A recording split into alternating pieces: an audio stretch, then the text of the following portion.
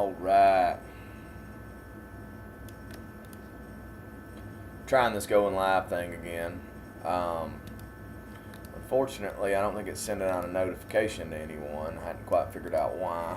Uh, but this property right here is this house is in horrendous shape. Basically, what's going on here is it's a house that sits up on skids, basically, in Louisiana, which I don't believe is that uncommon down there, just given the state of the moisture content in the ground. Um, but basically, they just let termites get in there and eat everything up, so the whole house is kind of, settling in. And I put together some bids with some dimensions. It's going to take me a while to go through these bids, so this is obviously going to be long format. This is what my bids, as far as from the field, look like. And so get in Repairbase here and find me one that I can use and get this thing going. I actually flew out there yesterday, which was pretty cool. I got to take a friend of mine is a pilot here and has a plane, and he flew me out there, and we landed at a airport about 30 minutes away from where it was located. And then the airport provided us with a complimentary car for a couple of hours. We drove out there, put the bids in, and come on home. So it was pretty neat. It was a good experience. First time I'd flew in a little plane like that.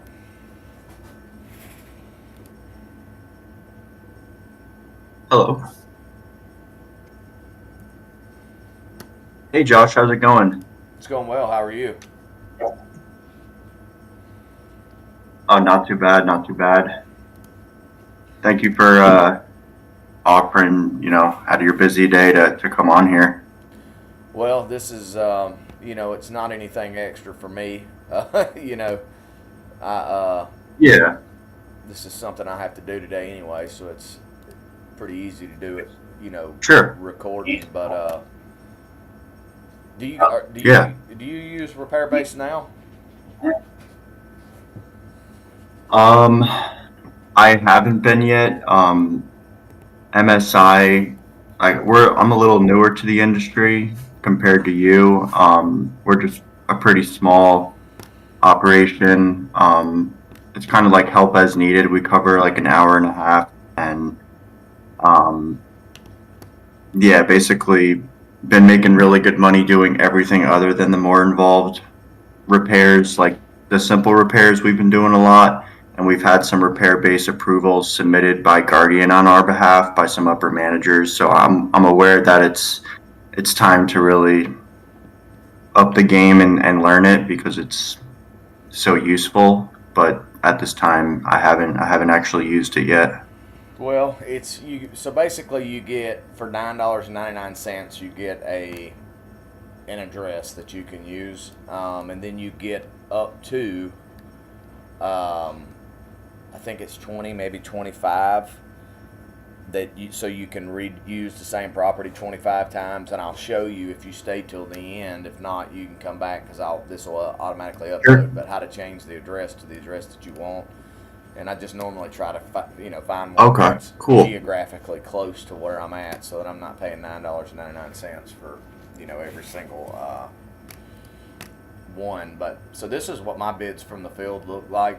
Okay. Normally they're a little more in depth, but like I was saying, I went to Louisiana yesterday to look at this house. So I know what has to happen Yeah. to each of these rooms, so I just kind of wrote it, give myself the dimensions, and then once I get there, I'll go and, go through because it's pretty much the same for each room. Um, but Okay. I got to get there Are first. you live right now? Yes. 'Cause I'm Yeah. not seeing on Discord. It's Are you live on YouTube. the Oh, YouTube? Oh, okay. Yeah. Let me pull that up.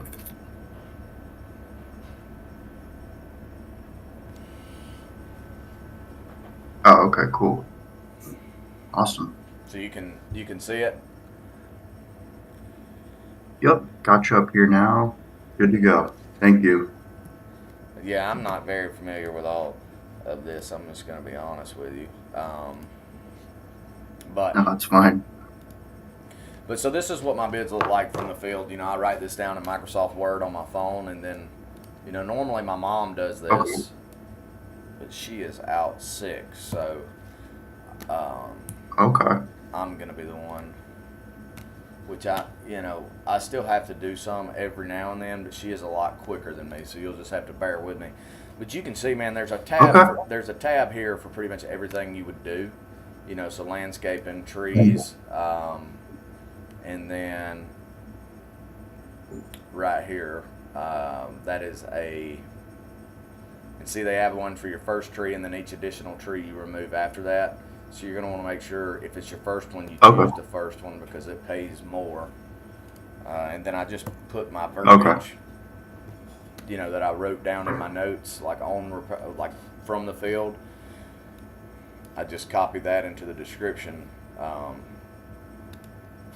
Okay. tab. So because what happens is when these bids come back, it's gonna come back with the Repairbase verbiage. So it's important to put what your verbiage in there. So if you go back out there, you can identify everything. Or if you send other people on your behalf, they can also identify everything. So I try to be very descriptive in the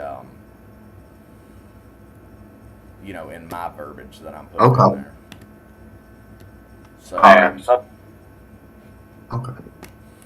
and then there It's are really helpful. particular, like with the shrubs, man. If I'm trimming the shrubs, I always do a 48-inch cut, regardless of the height. So like this one will be top two sides right here, but it'll be the 48-inch cut because it doesn't really pay enough if you don't. And you just change your quantity, whatever unit measurement they're using, which I've memorized them all. So when I'm in the field, I know which one uses what. But after you use it a few Oh, okay. times, you'll be very familiar with it. Okay. But basically the gist of it is just running through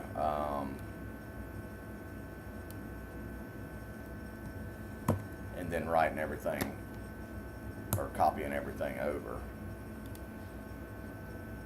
Okay. So 48 inches, like, is that the actual bush itself, or is that how much, That's how much you're gonna. like, Yeah, you're not gonna actually cut 48 inches.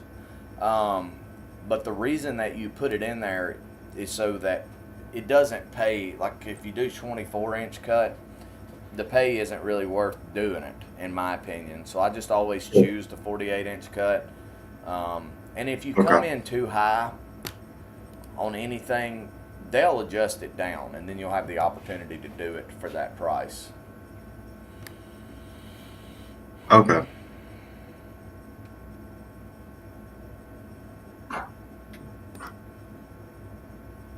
So this is just the post for the handrail, which there's going to be two.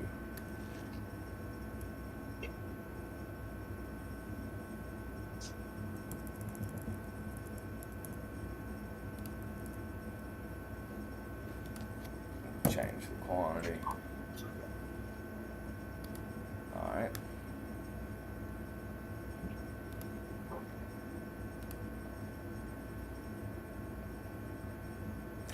Then the other thing too, man, is with these handrails is you always want to add your balusters in here. Because if you build handrails or guardrails, there is a code that you have to go by. So your bottom rail needs to be, a certain height up off of your treads or up off of your deck. And then there needs to be a certain amount of balusters Mhm. because there isn't supposed to be more than like a 4-inch hole anywhere. Between the top of the step treads to the bottom rail, and then each baluster should be no more than 4 inches apart. And that's an actual code. So you can utilize that code to your advantage to be able to do these so that you can be paid more for doing them. Because Okay. in a lot of instances, they they just don't want to pay. They don't want to pay enough. Sure. That's smart, though.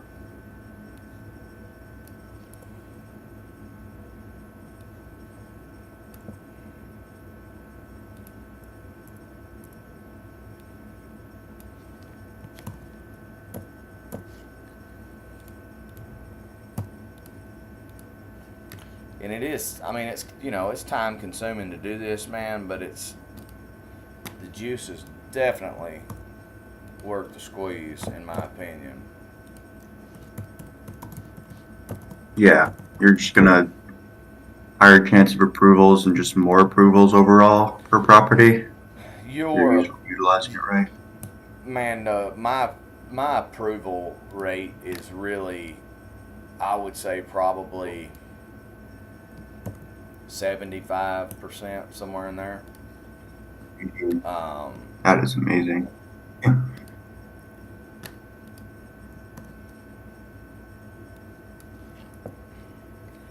yeah, man, I have 3 crews here um,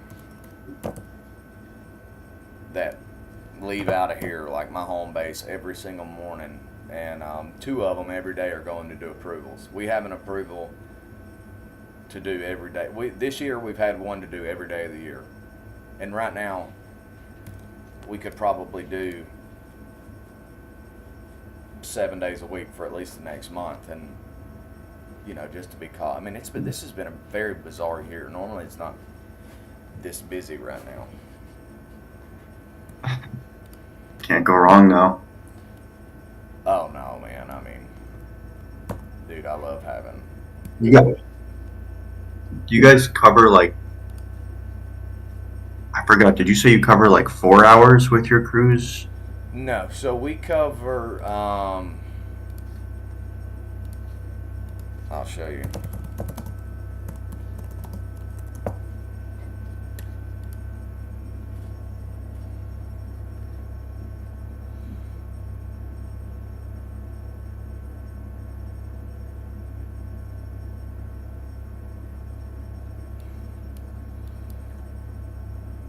So I am located here, which is a really good spot for me, man, because we cover this area, which is the Montgomery area, which is like the real, and this is just kind of, and then we cover Tuskegee, and then we cover. Mm-hmm. There's actually a guy, a subscriber here that is over in this area, and he covers all the way to here. So, you know, just out of respect for him, I don't go past the Alabama line. So, but right here is Phoenix City, so a lot of work there, and the same thing down here, man. So we pretty much cover, I would say, an hour and 15 minutes in each direction. But I have a guy that works for, it's a contractor for me, that covers North Alabama, and then I've got another contractor that covers down here. And so, kind of the way we work is if they get an approval or something that's kind of out of the realm of things that they can do, you know, roof, structural stuff, that type stuff, then we will travel from here, get in a hotel room, do the approvals, and we do that in both directions. Then we do a lot of, Oh, that's cool. yeah, and we travel and do a lot of insurance work from like pretty much Lake Charles right here all the way over to pretty much Tallahassee, this area. Wow. And I probably, It's worth it. yeah, man. I mean, it's certainly, You did. Big job. Yeah. that's, I've actually, man, we've had a good time doing that this year. You know, the traveling stuff. Yeah, it can be fun, right? Yeah. So on these With the doors, crew. man, we replace a lot of doors. And there is good money in replacing doors as long as it's better if you, in my opinion, it's better if you can replace the casing and the door, Mm. rather than just the slab. But they both pay pretty good. And then you have 4 options, and you have these 4 options in most things on Repairbase: economy, good, better, best. They're never going to approve it if you pick best. They normally want you to do either good or economy, because let's be frank, they know you're going to buy the cheapest, most functional door you can get. Sure. And this is door only. That is not what I want to do. Yeah, replace exterior door including jamb, We'll do good. And see, on these R&R line items, man, like you see, can you read this, or is the font too small? No, I can read it. So I Yeah. always put R&R, man, but anytime there's R&R, then that's two line items, because you have a line item for removing it and a line item for replacing it. And we'll return to the estimate here, and let's see how many calculations I have left. 25, so plenty. But you can see, it's only $28 to remove that door. But that's $28 more than what you would have had. Right. This pricing Exactly. right here, like it's at for the door and the casing, this is a $400 investment right here. Plus labor and time. That's probably a little high. Let's edit it and we'll change it down to economy and see what the economy price is. So it's at $16.51 now.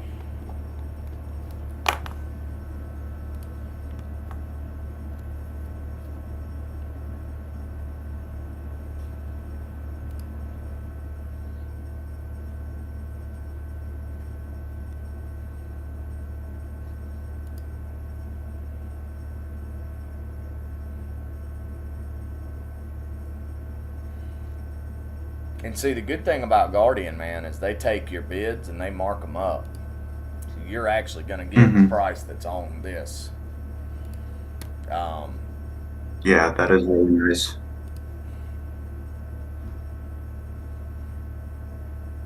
We did good, and let's do economy this time. So.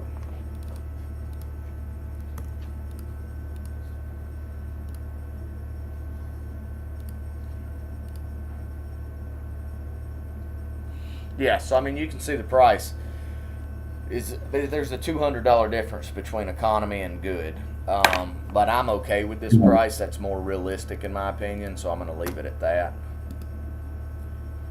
Yeah. And I do try to go through each line item and make sure that they are, a realistic price. Sometimes Repairbase will just completely misinterpret what you're trying to put down, but Yeah. I'll pull the pictures out here in just a minute and we'll skim through everything and I'll show you kind of Awesome. Thank you. as far as what I'm bidding, why I'm bidding.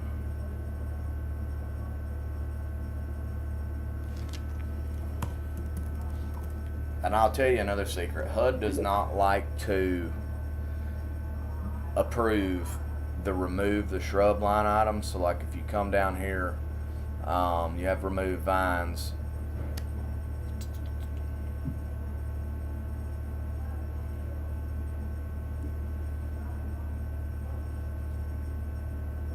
Bamboo, blah, blah, blah. Oh, right here. You have your bushes and all of this type stuff or shrubs. But if you select these remove the shrub line items, I don't like to approve it. So what I do is I use the trim line item. The same one that I would have used earlier, except for on this one because they're taller shrubs, I would use, let's see, right here, up to 12 inches, 48-inch cut. But then in my verbiage, I would put remove. So we're only going to technically get paid the trim amount. But what we're actually going to do is we're just going to remove it. And that way it gets approved and it doesn't because if you use, like I said, the remove line item, it decreases the chances of that specific line item being approved. But it's far easier to reach down there and cut these things off at the bottom than it is to trim them anyway. So that's just a kind of a little, trick I've learned as far as bidding this stuff to maximize things that are being approved. So that's the reason that I put Okay. them in there that way. You always want to stay away from the Cool. remove shrubs if at all possible. Same way with overgrowth. Trim Okay. 26-inch diameter tree.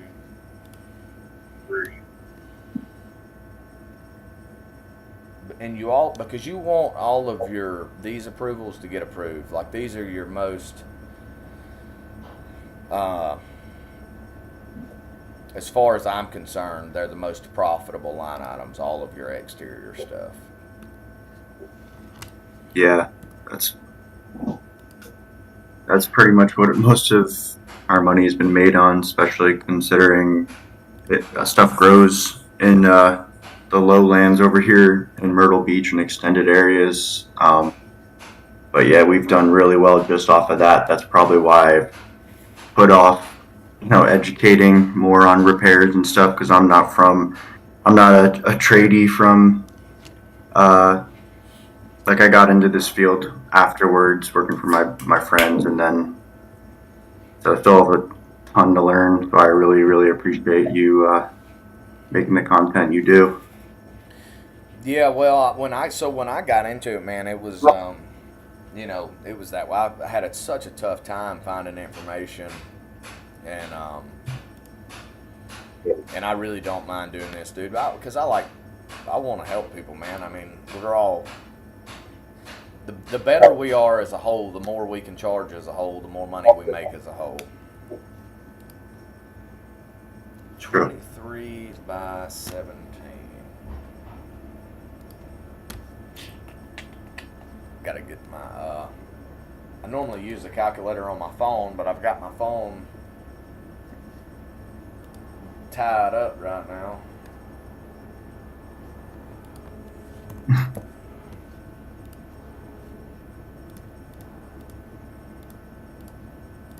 So 391 square foot. What this is they built a little carport out there, and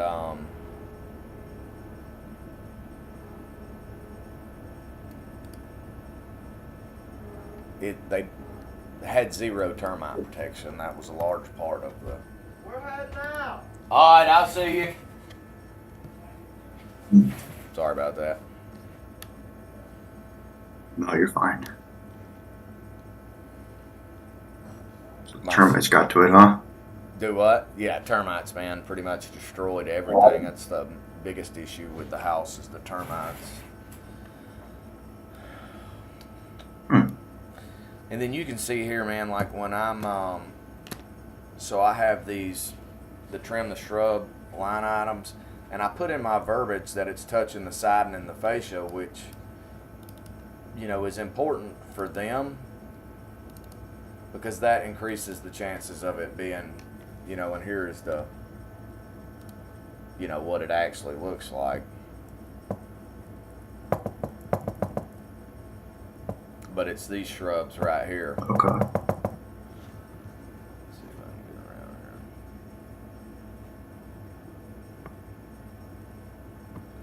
Oh, so this is that shrub the one I was just telling you needed to be removed. Okay. And I chose remove rather than to trim them or to remove them rather than trim them, and this is why. This was kind of the situation, and just be real easy to remove it. That's the tree that needs trimmed, which I'm sure you're aware on how to do all of that. And see, this is that outbuilding. And then, so in addition to demoing it, I took plenty of pictures showing the damage. Just so they could understand it would cost more to fix it than it would to take it down. And all of this just kind of helps make Sure. my case. But there again, these are the shrubs.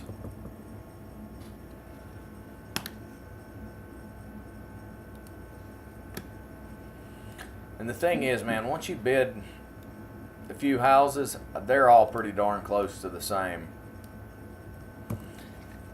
There's some structural stuff. There's some, the structural stuff varies, but most of your green stuff, in my opinion, stays pretty close. You're always bidding pretty much the same line items in here. So once you get it down, you know where to find everything. Yeah. Yeah.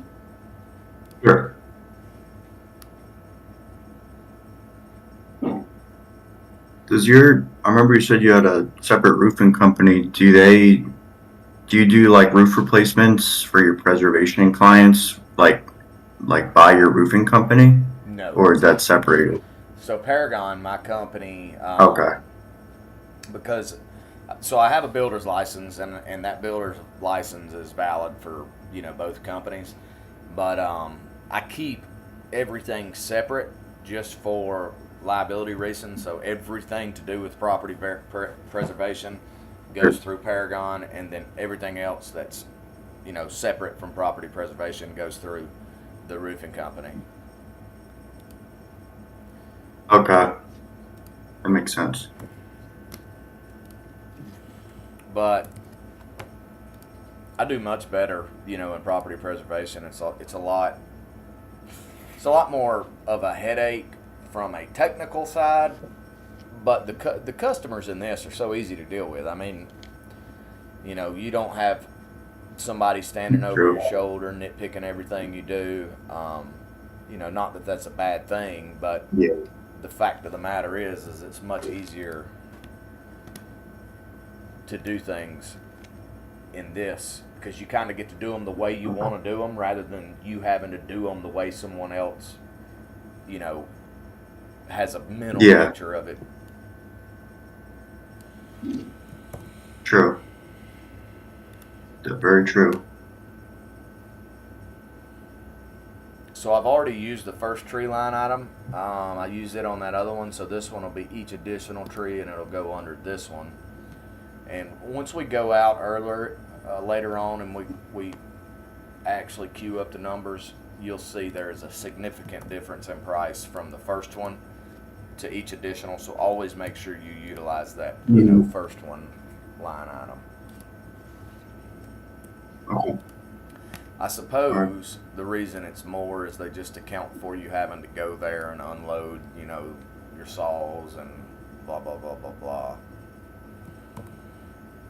Sure.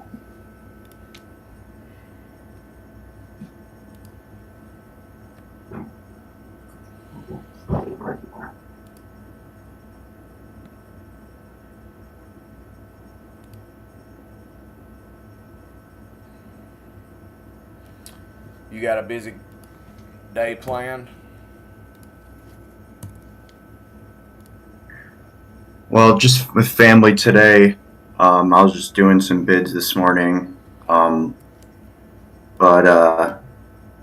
overall, we have a lot of bids out. Like I said, we're much smaller than what you guys have going on. It's just me and like one helper and then help as needed. So, I mean, we've done really well and are super profitable for how small we are when it's really just me and a helper.